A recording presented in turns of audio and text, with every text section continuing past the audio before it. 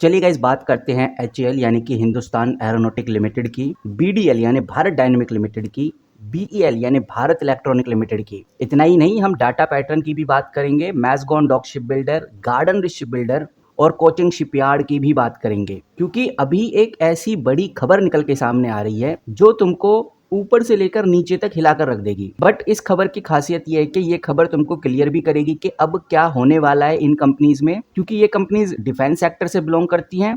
तो overall defence sector से belong करने वाली कंपनीज में हमें क्या हलचल देखने को मिलने वाली है। तो आगे ये बड़ी खबर जानने से पहले एक बार देख लेते हैं कि ट्राइलैटरल समिट होता क्या है। तो ये जो ट्राइलैटरल समिट होता है, इसका मतलब होता है कि ऐसी मीटिंग या ऐसी कॉन्फ्रेंस जहां 3 देश के टॉप लीडर एक साथ बैठकर डिस्कशन करते हैं, इसी चीज को बोलते हैं ट्राइलैटरल समिट। मतलब कह सकते हैं कि एक 3 वे समिट जिसमें 3 कंट्रीज के हेड्स, चाहे वो प्रेसिडेंट हो, PM हो, वो पार्टिसिपेट करेंगे। जैसे वोलोडिमिर जेलेंस्की जो कि यूक्रेन से हैं, डोनाल्ड ट्रंप जो कि US से हैं और व्लादिमीर पुतिन जो कि रसिया से हैं। अगर ये तीनों एक टेबल पे बैठकर बात करते हैं तो उसे कहते हैं ट्राइलैटरल समिट। तो ये सब गाइज मैं इसलिए बता रहा हूँ क्योंकि अभी एक बड़ी खबर निकल के सामने आ रही है। मैंने खोला हुआ है ये मनी कंट्रोल का आर्टिकल, डेट आप चेक कर सकते हैं 19 अगस्त 2025।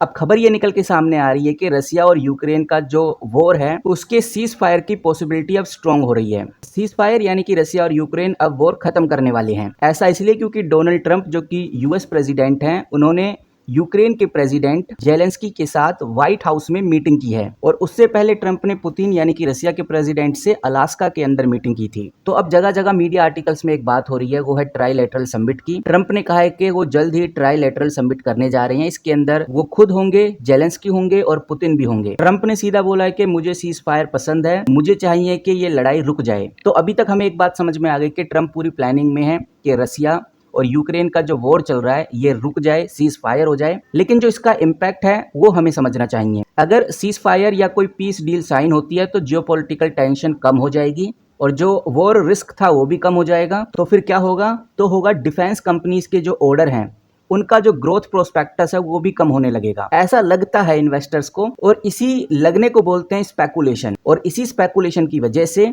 इंडियन डिफेंस सेक्टर के अंदर या इंडियन डिफेंस स्टॉक्स के अंदर हमें गिरावट देखने को मिलेगी। और ये बात सब जानते हैं, जब ग्लोबल लेवल पे वॉर लाइक सिचुएशन चलती रहती है तब इनकी डिमांड काफ़ी हाई रहती है। यानी जो डिफेंस कंपनीज होती हैं इनकी डिमांड काफ़ी हाई रहती है, चाहे वो भारत डायनेमिक हो, GRSE हो, HAL हो या कोई अदर डिफेंस कंपनी हो। तो ये चीज़ हमें ध्यान में रखनी है कि अगर ये जो ट्राइलैटरल समिट होता है और इसका रिजल्ट सीज फायर निकलता है तो हमें थोड़े टाइम के लिए इन कंपनीज में डाउनफॉल देखने को मिलेगा। बट गाइज ये पूरी अपडेट नहीं है, ये पूरी खबर नहीं है। कुछ बातें और भी हैं जो हमें ध्यान रखकर चलनी है। जैसे अगर आप मैज़गॉन डॉक शिप बिल्डर की बात करें या कोचिंग शिपयार्ड की बात करें या फिर गार्डन शिप बिल्डर की बात करें, इनमें हमें फिर भी ग्रोथ देखने को मिलेगी। ऐसा इसलिए क्योंकि सरकार ने 70,000 करोड़ का MDF जारी किया हुआ है और जो कैबिनेट अप्रूवल है वो भी हमें जल्द ही देखने को मिलने वाला है। और ये जो मैरीटाइम डेवलपमेंट फंड है जो गवर्नमेंट के द्वारा अनाउंस किया गया है, इसकी कैबिनेट अप्रूवल की जो मीटिंग है, जो अप्रूवल है, वो हमें 2 हफ्ते के अंदर अंदर देखने को मिलने वाला है। इससे शिप बिल्डिंग, पोर्ट्स और नेवल इंफ्रास्ट्रक्चर में आपको अच्छा खासा बूस्ट देखने को मिलेगा। और सबसे ज़्यादा जो डायरेक्ट बेनिफिशियरी होंगे वो मैज़गॉन डॉक शिप बिल्डर होंगे, गार्डन शिप बिल्डर होगा और कोचिंग शिपयार्ड होगा, क्योंकि ये ऑलरेडी नेवी और कोस्ट गार्ड के लिए शिप बनाते हैं। इसीलिए जो जर्नल डिफेंस कंपनीज हैं, चाहे वो BEL हो या HAL हो या BDL हो, जो ज़्यादातर मिसाइल्स बना रहे हैं, डिफेंस के लिए इलेक्ट्रॉनिक्स बना रहे हैं, रेडार्स बना रहे हैं, तो सीज फायर की अपडेट से या सीज फायर कन्फर्म होने से इनमें हमें डाउनफॉल देखने को मिल सकता है। बट शिप बिल्डिंग कंपनीज में, चाहे वो कोचिंग शिपयार्ड हो, मैज़गॉन डॉक शिप बिल्डर हो या फिर गार्डन शिप बिल्डर हो, इसमें डिमांड बरकरार रहेगी, क्योंकि अभी एक काफी बड़ा डोमेस्टिक ट्रिगर आया है जो कि 70,000 करोड़ का फंड है, जो ग्लोबल न्यूज से भी काफी ज्यादा पावरफुल है। तो अभी की अगर हम सिचुएशन की बात करें तो एक बात समझ में आ रही है, ट्रंप ने पहले तो पुतिन से अलास्का में मिलकर बात की थी, फिर उन्होंने जेलेंस्की को व्हाइट हाउस में बुलाया। तो अब जो ट्रंप हैं वो प्लान कर रहे हैं ट्राइलैटरल समिट की, जिसमें तीनों कंट्रीज के जो पावरफुल लीडर हैं वो बैठकर इस चीज पे डिस्कशन करेंगे। तो इस खबर के ऊपर हमें नजर रखनी है कि भाई ये कब ट्राइलैटरल समिट होता है। और सबसे इंपॉर्टेंट और जरूरी जो बात है जो हमें नजर रखनी है वो यही है कि बेसिकली ये मीटिंग कब होने वाली है, यानी ये जो ट्राइलैटरल की मीटिंग है ये हमें कब देखने को मिल सकती है। तो यहाँ पे जो जर्मन चांसलर मर्ज हैं उन्होंने खुद बोला है कि पुतिन और जेलेंस्की के बीच में जो मीटिंग है अगले 2 हफ्तों के अंदर अंदर हो सकती है। और CBS न्यूज़ के मुताबिक जो व्हाइट हाउस है इसकी डेट और लोकेशन इस हफ्ते के एंड तक फाइनलाइज कर देगा।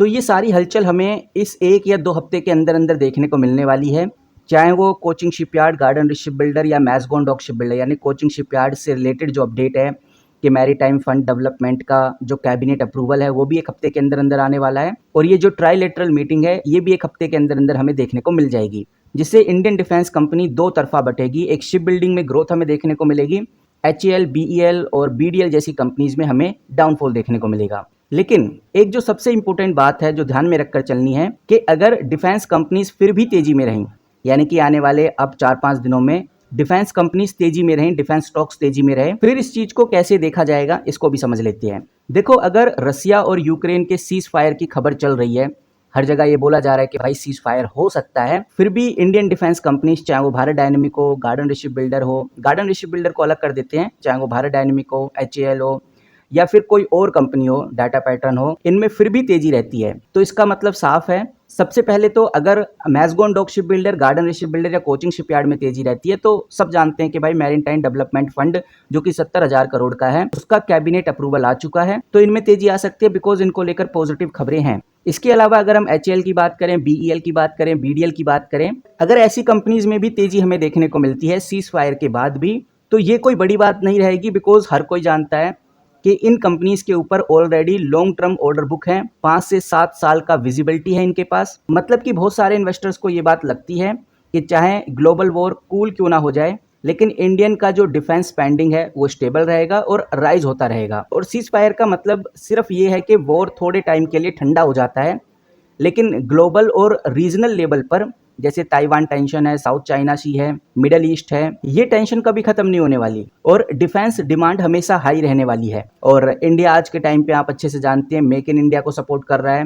एक्सपोर्ट कर रहा है, इससे भी डिफेंस कंपनीज में हमें एक अच्छी ग्रोथ देखने को मिल सकती है। कहने का मतलब ये है कि जो डिफेंस है वो एक हाई ग्रोथ सेक्टर बन चुका है, तो मार्केट अब उसको एक स्ट्रक्चरल ग्रोथ स्टोरी के रूप में देख रहा है, ना कि सिर्फ वो इस तरह से देख रहा है कि वॉर होगी तो डिफेंस कंपनीज भगेंगी, वॉर नहीं होगी तो डिफेंस कंपनीज नहीं भगेंगी। ऐसा नहीं है, अब इन्वेस्टर इस चीज को समझ चुका है कि ये जो वॉर वाला सिलसिला है ये सीज फायर के बाद भी कंटिन्यू रहेगा और ये जो टेंशन है, जियोपॉलिटिकल टेंशन है, डे बाय डे हमें बढ़ती हुई ही नजर आएगी। तो ये अपडेट है फिलहाल गाइज डिफेंस कंपनीज को लेकर। आई होप आपको छोटी सी वैल्यूएबल इन्फॉर्मेशन समझ में आई होगी। तो ध्यान में रखने वाली बात ये है कि जो डोनाल्ड ट्रंप है, अगर वो ट्राइलेटरल समिट कराते हैं और सीज फायर की बात होती है रसिया और यूक्रेन के बीच में, तो डिफेंस कंपनीज जैसे HAL हो गया, BEL हो गया या BDL हो गया या डाटा पैटर्न हो गया या सोलर इंडस्ट्री हो गया या जैन टेक्नोलॉजी हो गया, ऐसे जितने भी तमाम कंपनीज हैं इनमें हमें डाउनफॉल देखने को मिलेगा, लेकिन वो शॉर्ट टर्म के लिए होगा।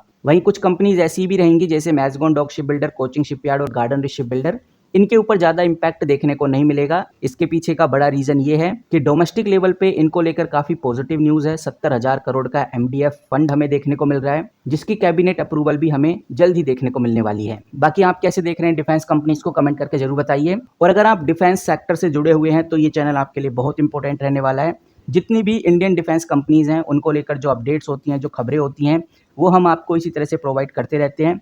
तो चैनल को सब्सक्राइब करके रख सकते हैं आप अगर आप डिफेंस कंपनी से जुड़े हुए हैं। बाकी गाइज मिलते हैं किसी नए वीडियो के साथ, तब तक के लिए take care and good bye.